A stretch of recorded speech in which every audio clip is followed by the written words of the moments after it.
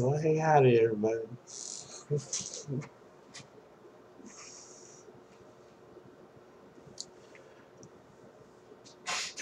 Tommy Jane Tudor here. Um,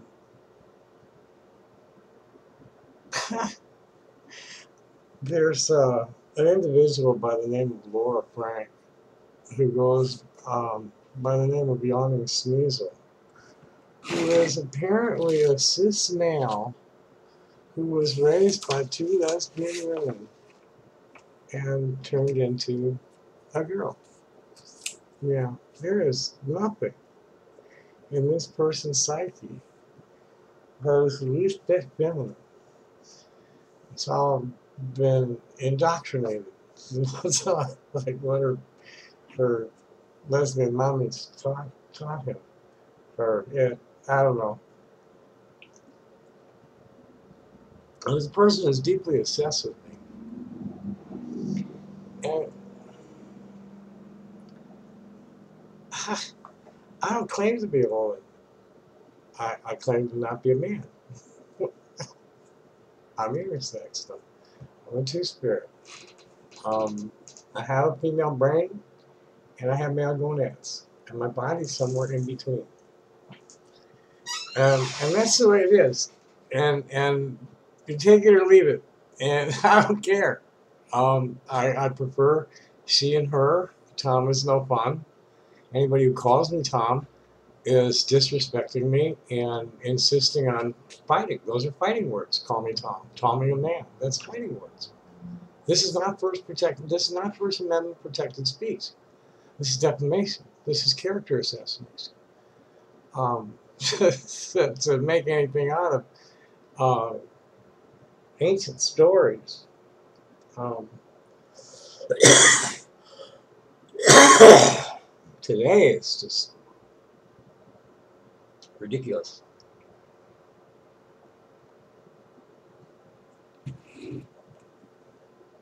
But most people like at the shows.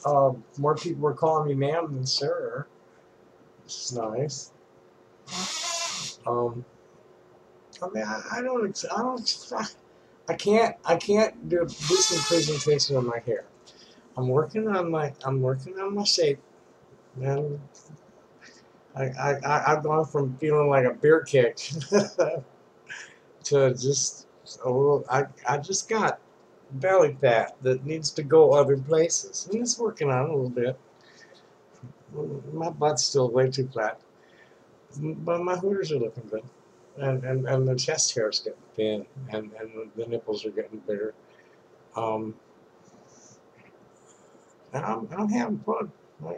Derek was here last night, and we had a lovely little just hang out and had some pizza and talked and did a little horse trading. He had some cool little Hawkeye, old material Hawkeye that traded for a piece of Veracite. Um, but he gave me some good news about my stones. The opals are definitely not worth $2 a carat. This is $20 a carat at least. I have no reason to sell those things for less than $20 a carat. They're really flashy ones. I got some pots for $2 a carat. I got some pots I'd sell for less than $2 a carat. That's just, it's got no fire. But I'm not gonna indulge these people directly. It's a waste of time. It's a waste of time and energy. And they're just mean, stupid perverts trying to call me a mean, stupid pervert. And then to respond to them, then I gotta get mean and stupid with them. It's not gonna happen. It's just not gonna happen. I got too many nice people happening. What's happening in Facebook, real quick? Oh, Malika Dash. That's one of us gonna have to get blocked. Dan Karazik. See, now this is.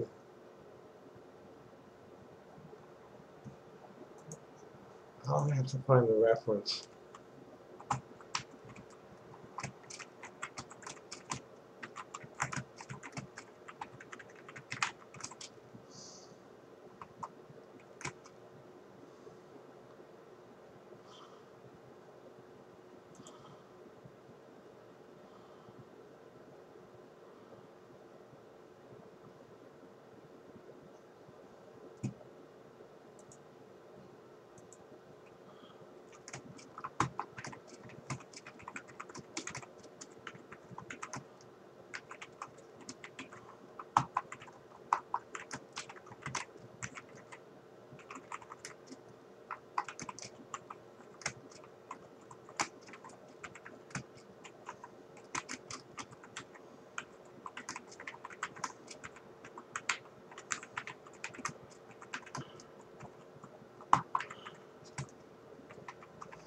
This is in the WPATH Standards of Care group. Dan Karasik, I'm responding to him right now. Um, he and I quoted 3 statistics, and one of them he didn't agree with. I heard the median life expectancy of my generation transgender women is 35, and he's saying no. Um,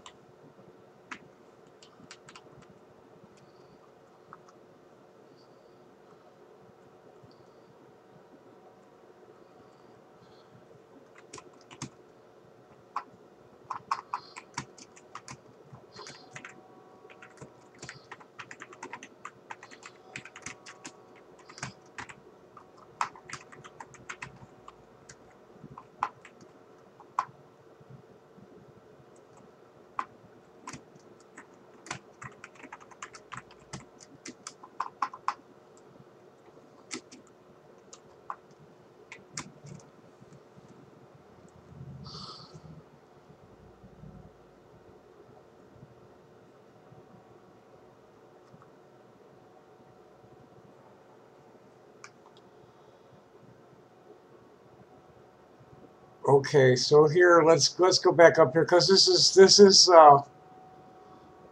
um, fuck this person. Um, it's just not real.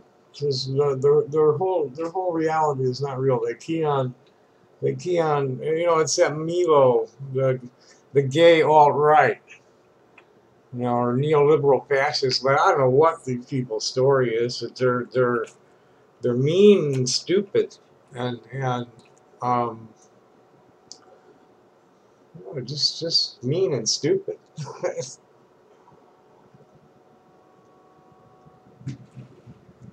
Okay, here's what the conversation is about a LA Times story by someone named Deborah So that asks, are gender feminists and transgender activists undermining science? Um, in the world of, and this is from like yesterday, in the world of radical identity politics, 2 groups with very different philosophies have been ignoring science in the name of advancing equality: gender feminists and transgender activists. Gender feminists, who are distinct from traditional equity feminists, refuse to acknowledge the role of evolution in shaping the human brain and instead promote the idea that sex differences are caused by a socialization process that begins at birth. Gender, according to them, is a construct. We're born as blank slates, and as parents and society at large that produce the differences we see between men and women in adulthood. Well, it's kind of both, but our brains kind of predispose us to certain behavior sets. Um, the idea that our brains are identical sounds lovely, but the scientific evidence suggests otherwise. Many studies, for instance, have documented the masculinizing effects of prenatal testosterone on a developing brain. And a recent study in the journal Nature Scientific Report shows that testosterone exposure alters the programming of neural stem cells responsible for brain growth and sex differences. Gender feminists often point to a single study published in 2015 which claimed it isn't possible to tell apart male and female brains.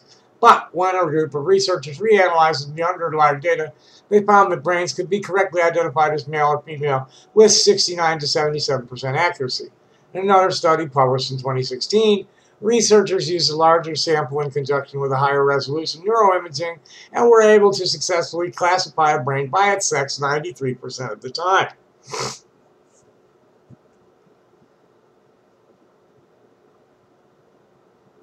Even male and female brains were identical structurally. This would fail to say anything about differences in brain functionality. Indeed, studies have shown sex differences across a wide variety of cognitive domains, including verbal fluency,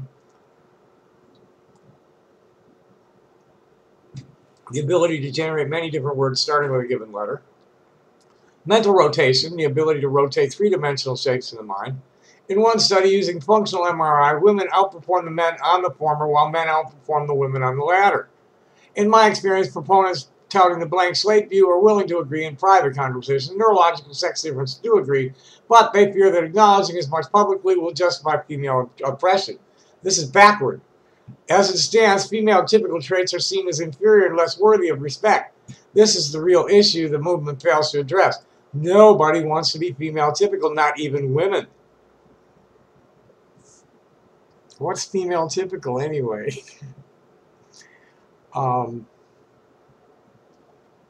I don't know. I just know that I'm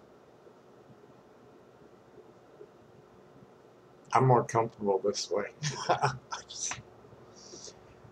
um,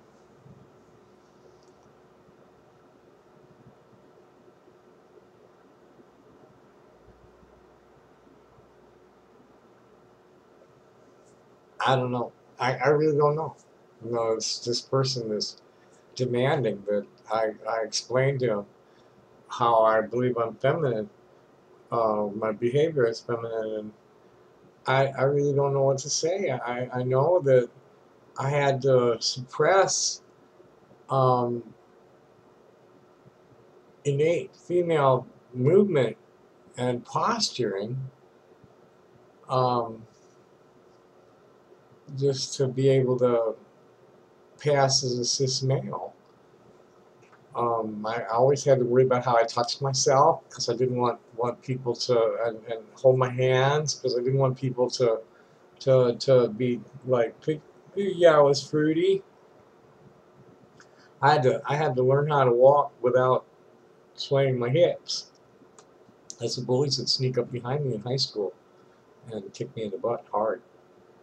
Um, Boy, when you hit the tailbone, it hurts bad for days. So I had to walk all pigeon-toed, learn how to get the swish out of my walk. And since I came out, and we're coming on my third birthday, and just to stop forcing myself to not behave naturally was such a huge relief. It's just such a huge load off my mind.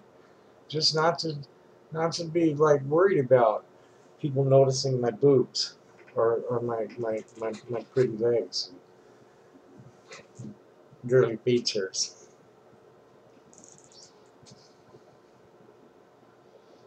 I just can't do anything. This is kind of thin. Pretty color though.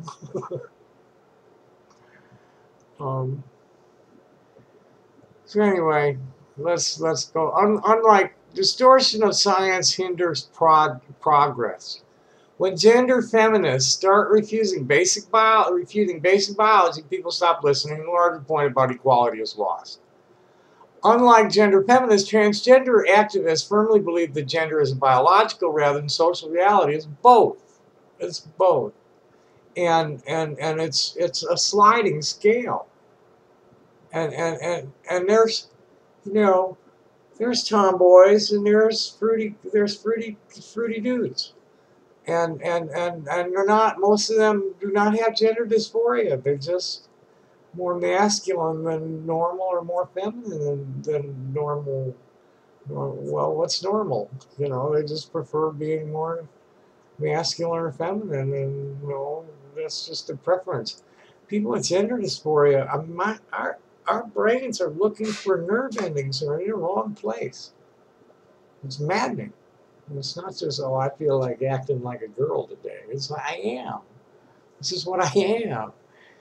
My brain is looking for um, a female form, and it's seeing male stuff, and it's just really um, horrifying until you get used to it. And I never really get used to it, I guess. I don't know.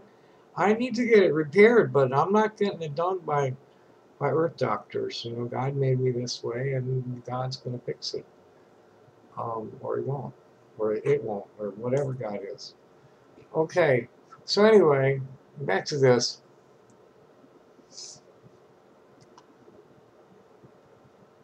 See, I don't know if this is true.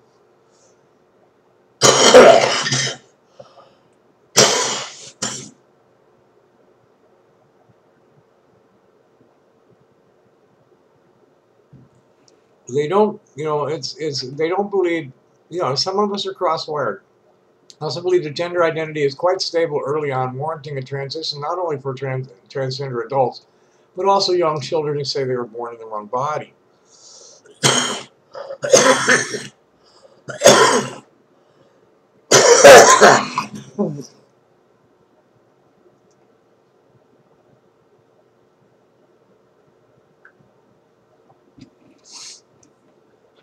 Spring is early. We're going to have bad pollen this year. I feel it already.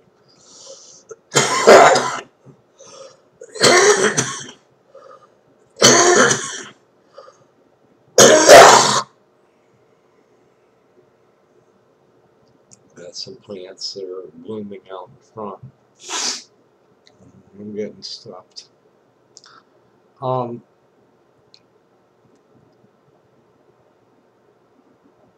From a scientific perspective, they're partially right. Gender identity is fixed, but only in adults. That same can't be said for children whose gender identity is flexible, doesn't become stable until puberty.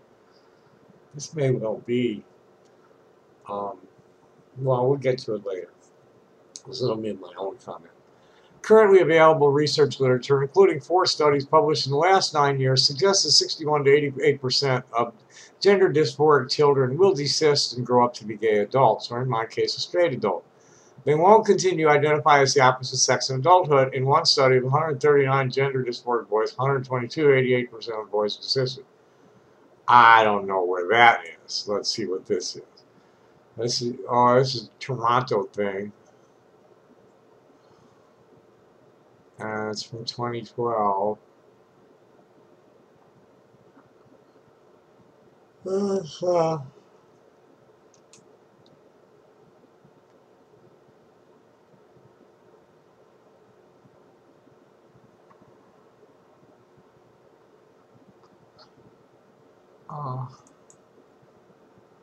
While transitioning may be beneficial for transgender adults, it therefore doesn't make sense to treat transgender children in the same way. Well, they're not.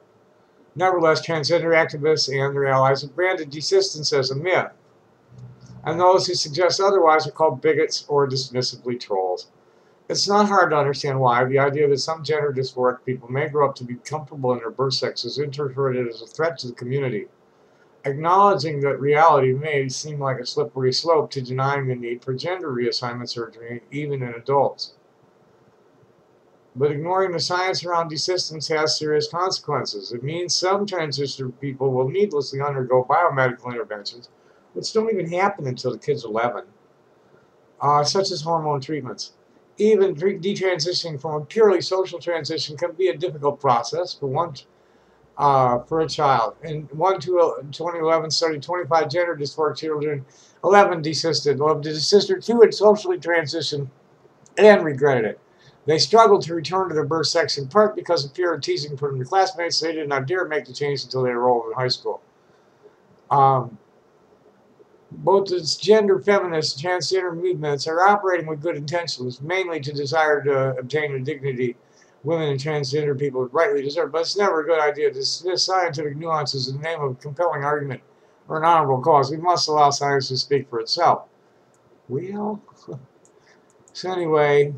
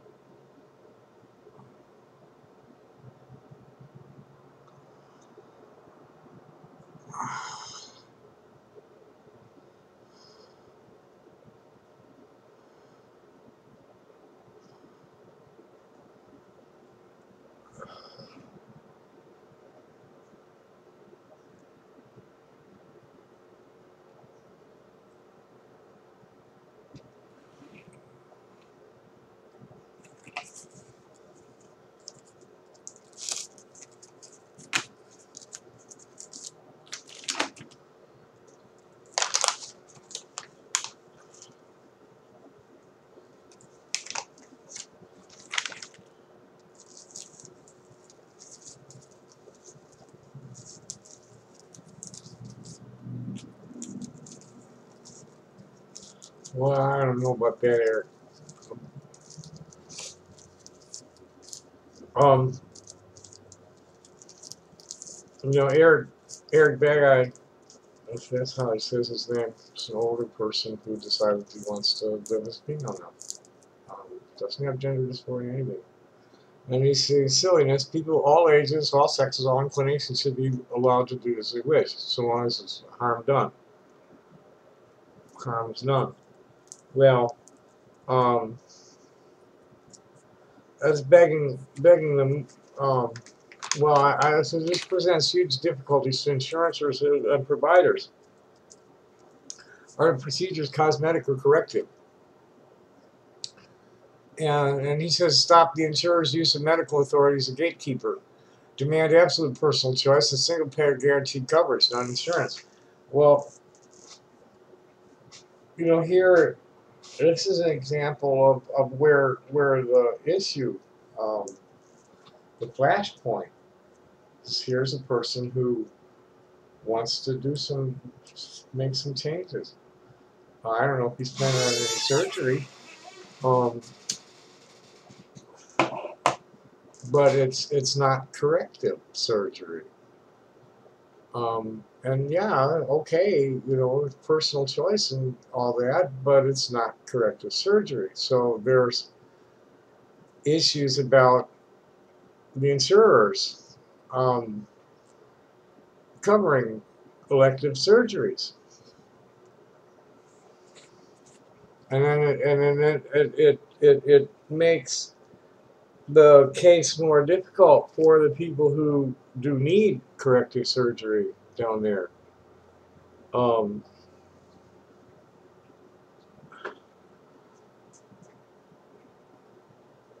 and here's a Aaron Jansen. I don't know what this person's story is at all. I've never seen it before.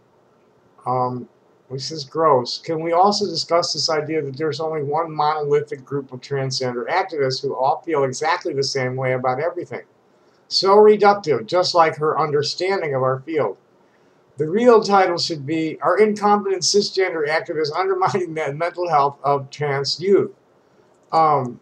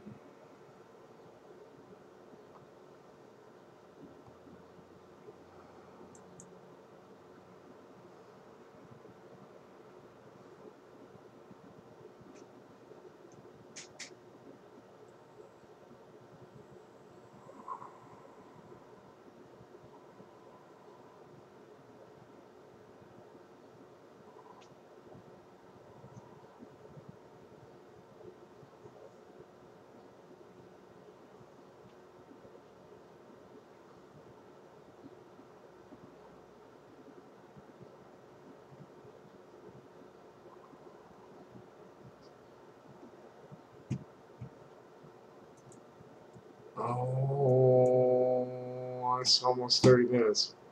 Let's get to where, why are there two of these? Okay, that's that one. What's with this one? Hmm. Let's get to this part of the conversation. So, from the article, it says, while transitioning can be beneficial for transgender adults, it therefore doesn't seem to make sense to treat trans children in the same way they don't. Median life expectancy of my generation of transgender women is about 35, with estimated suicide rates over 40% and 1 in 12 murdered. Few of us transitioned before we were through puberty prior to about 1995, when I started to see a huge shift in the general well-being of people's public postings. The growth is clearly connected to the expansion of the internet and the ability for trans people to connect to each other. Sex and gender simply aren't hardwired to each other. Masculinity and femininity appear on a sliding scale, not one or the other, and some of us are born cross-wired.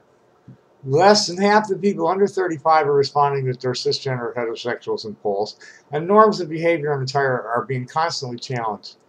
It was seeing the kids being raised as themselves that finally gave me the courage to come out of hiding. I know dozens of other transgender women whose lives would have been completely different if our parents had accepted what we said about ourselves at very tender ages. No matter how hard I tried to be a cisgender male, I never could do it well enough to satisfy anybody, and I was always miserable. The child's contentment should always come first, long before any drugs or surgery are considered. I feel that with the proper treatment, I could have adjusted to being a transgender person without any surgery, if I had just been allowed to be myself instead of forced into a gender role that was unnatural for me.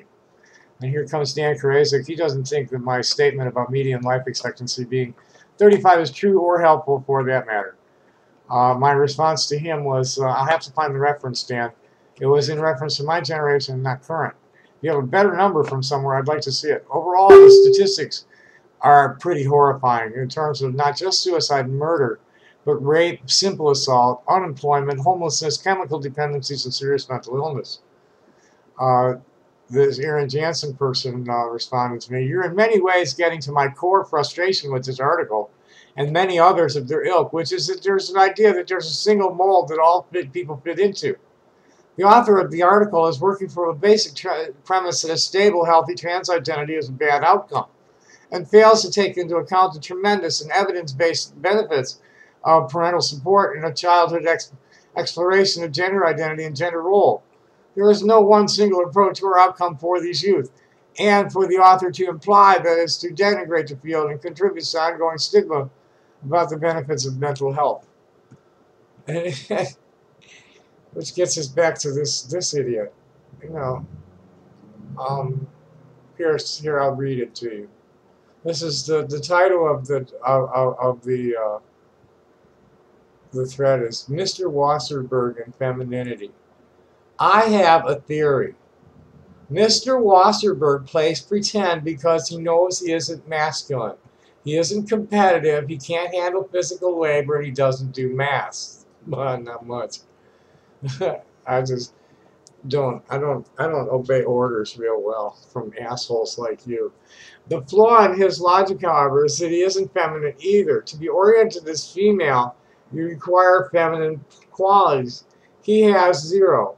What is he? He's basically a non-person. He doesn't share any of the qualities that make a woman or a man a man. He's just a parasite living off our government, trashing the kindness of strangers. He's literally nothing. Well, here's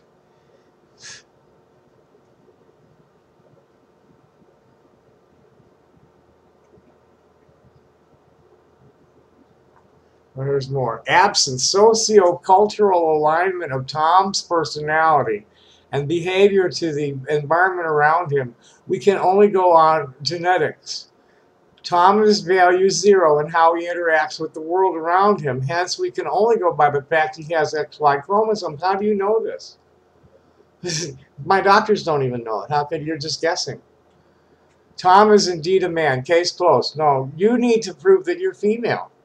There's nothing female about your socio-cultural aggression and your invasion of people's lives with your judgment. on their behavior when you're in total denial of your own, ass fucking a dog, getting ass fucked. Hey, and you're gonna call me a mean, stupid pervert, honey? You're just stupid. You're just, I'm sorry, but you're a waste of time. And bam, close that. It seems Kiwi Farms is back up.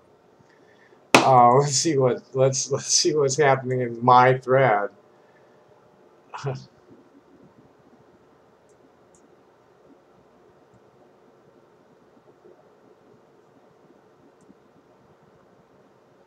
I got a trophy. The line held, surviving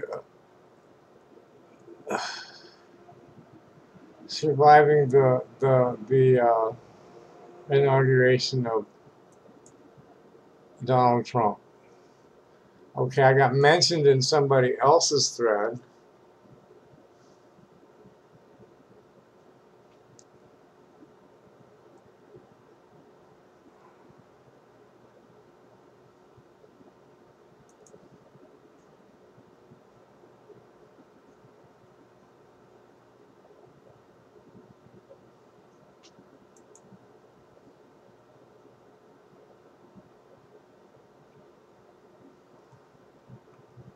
I have no idea what this is about.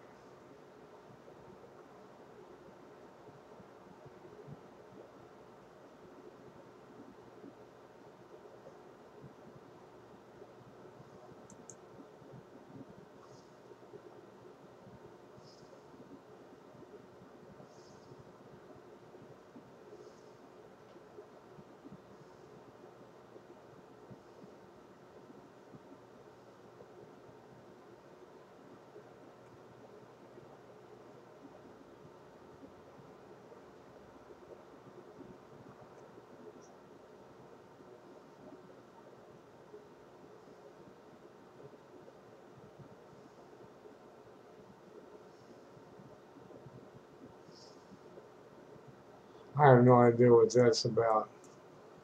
I'm not going to respond to that.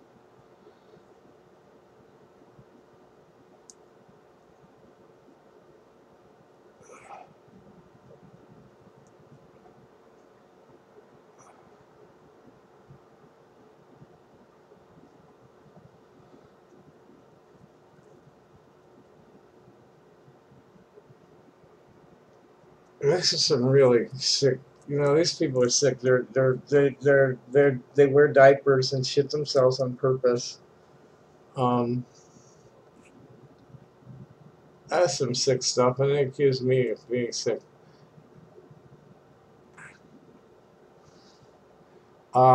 As for it's not compulsively giving you a reputation. It's called not responding to you in a comment.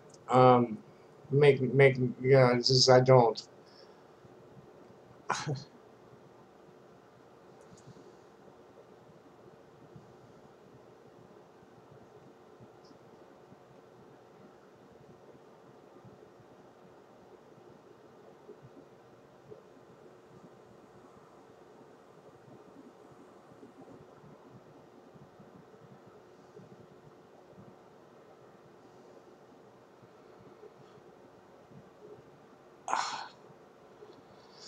Yeah,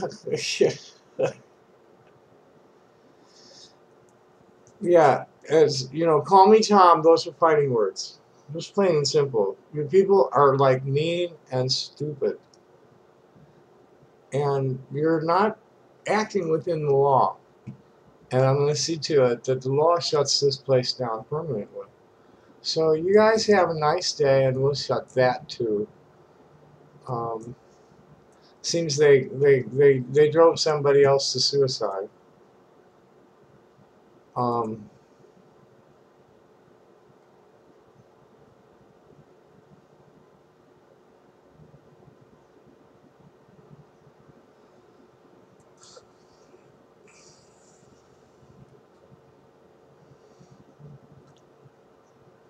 what other people? You know,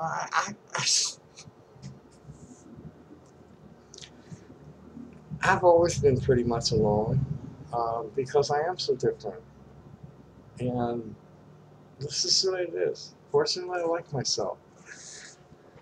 I mean, I'm not real keen about the penis, but I'm used to it. Um, and really, just being able to be myself and people accepting me as me, and I'm happy for the first time in my life. I'm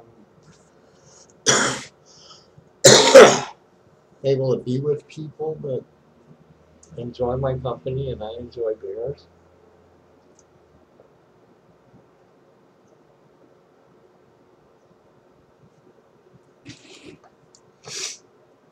You know, Garrick was here for a couple hours last night, and we had a lovely chat, which has pretty much been our friendship straight along. Is that we'll be involved in a scene and not have any real time for each other because we're involved in our own role in the scene, either at the gem show or at a gathering. And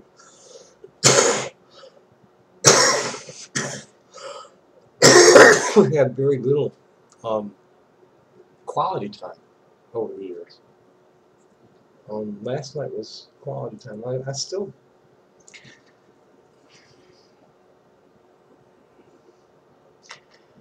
I don't know. I just don't know what his role is in the deception. Is it the drug dealing has always been there. Now,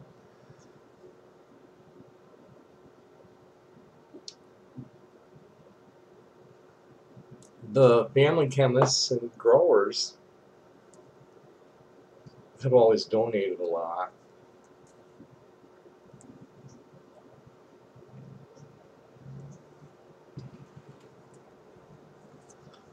But nowadays, there's a lot of cartel drugs, ugly stuff. Research chemicals are talking all sorts of stuff. And, Garrick's is, he's right about one thing is, for me to be pointing out any individuals um, that are suspected of doing it um, is self-defeating. You know, I'm looking bad for uh, identifying these people as such without really solid evidence. I need to actually get there and see it with my face. And I'm gonna be there. Garrick has assured me that Gary Stubbs and Gary Purdue and Martin Cheney and Joseph Villalobos and Cheryl Paley and any of these other people that think they're gonna be like have me escorted out because of 35-year-old stories and half of them are lies. Um, have another thing coming because they're not going to be able to do it on their own. They're going to need to have support. And they're going to need to convince people that it needs to be done. And there's too many people that actually know me that know that the stories ain't true. I, the Sabrina thing happened 35 years ago, and it was consensual. And I didn't ruin her life. End of discussion. She's a grandmother now, for all I know. But I do know that she got married. She went off to college. She got her degree. She got married. Had 2 kids. That much I do know. And this was a long time ago. Um,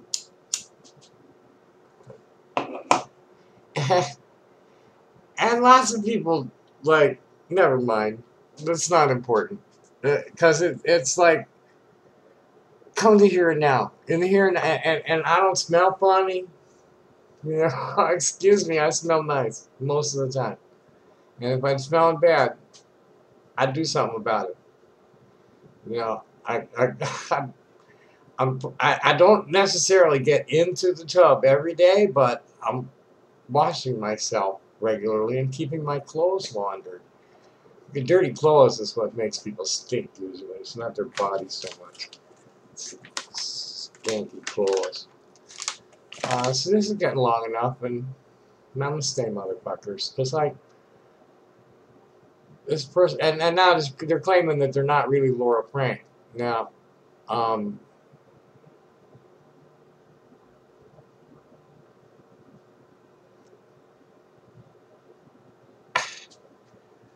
we're gonna find out. Uh, because I'm gonna destroy you for what you've done to people. Not just me. You know, you're all of you. You know, you're mean, stupid perverts doing mean, stupid things to people. And I'm gonna hurt you bad for it. Happy day. Thanks for watching. Bye.